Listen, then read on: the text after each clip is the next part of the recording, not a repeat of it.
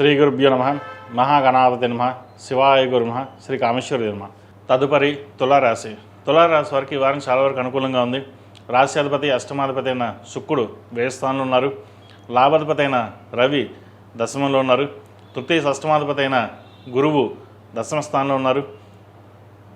ద్వితీయాధిపతి సప్తమాధిపతి అయిన కుజుడు భాగ్యస్థానంలో ఉన్నారు. భూ సంబంధించిన వ్యవహారాలు వీరికి సానుకూలపడుతుంది. రియల్ ఎస్టేట్ రంగంలోని వారికి చాలా వరకు అనుకూలంగా ఉంటుంది. కాస్మెటిక్స్, బ్యూటీషియన్, టెక్నికల్ రంగంలో వారికి మంచి అవకాశాలు కలిసి వస్తుంది. అదేవిధంగా సాఫ్ట్వేర్ రంగంలో ఉన్న వారికి రియల్ ఎస్టేట్ రంగంలో కూడా మంచి అవకాశాలు కలిసి వస్తుంది. గడిచిన వారాల కంటే కూడా ఈ వారం వీరికి చాలా వరకు అనుకూలంగానే ఉందని చెప్పచ్చు. కష్టానికి తగిన ప్రతిఫలం లభిస్తుంది. అయితే కష్టపడుతున్నాం, అన్నీ బాగానే ఉన్నాయి, పేరు బాగానే ఉంది, డబ్బు మటుకు రావడం లేదు. ఇంత కష్టపడాల్సిన అవసరం మనకు ఉందా అన్న ఆలోచన ఉంటుంది. మన ధర్మం మనం నిర్వర్తించాలి. భగవంతుడు మనం చూసుకుంటాడు. ఏదైనా సరే భగవంతుడిని వదిలేసి మన కష్టం మనం పడితే అది ఎప్పటికైనా సరే ఆ మంచి ఫలితం అనేది ఇస్తుంది. మీకు ఎక్కడికి వెళ్ళినా సరే మంచి పేరు ప్రఖ్యాతులు ఉంటాయి.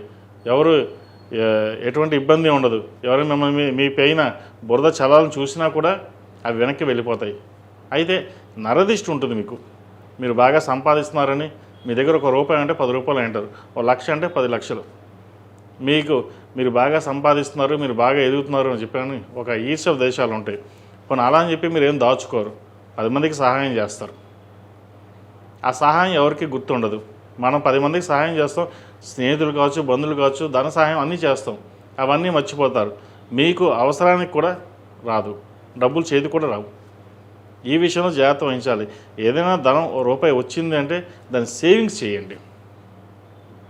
ఈ వారం చక్కగా వచ్చే అవకాశాలు గోచరిస్తుంది. ఆ వచ్చిన ధనాన్ని సాధ్యమంతవరకు సేవింగ్ చేసుకోండి, మంచి ఫలితాలు సంప్రాప్తిస్తాయి.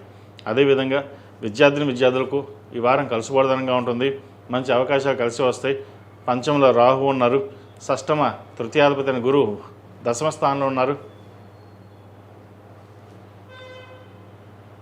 ప్రభుత్వం సంబంధించిన ఉద్యోగ ప్రయత్నాలు ఏవైతే చేస్తున్నారో చక్కగా ప్రయత్నాలు చేయవచ్చు.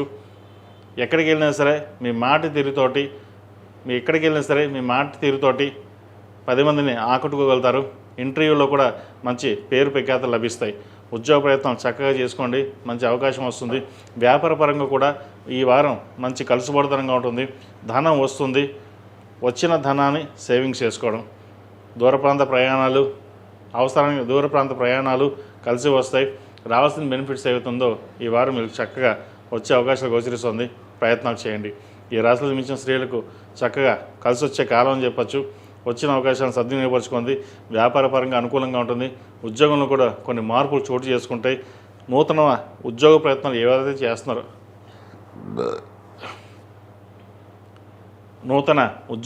ఎవరైతే చేస్తున్నారో ఈ వారం ఒక శుభవార్త వినే అవకాశం గోచరిస్తుంది. అదేవిధంగా వివాహ సంబంధించిన విషయాలు, పునర్వివాహ సంబంధించిన విషయాలు ఒక కొలిక్కి రావడం, ఒక సంబంధం కుదిరే అవకాశం గోచరిస్తుంది.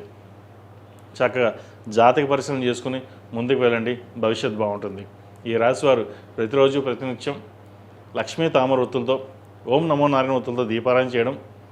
అదేవిధంగా శ్రావణ మాసం కాబట్టి చక్కగా మహాలక్ష్మి అమ్మవారికి ఉదయం సాయంత్రం మొగలుపు కుంకుమ, ఆరవల కుంకుమ, కుబేర కుంకుమతోటి అష్టోత్తరంతో పూజ చేయడం.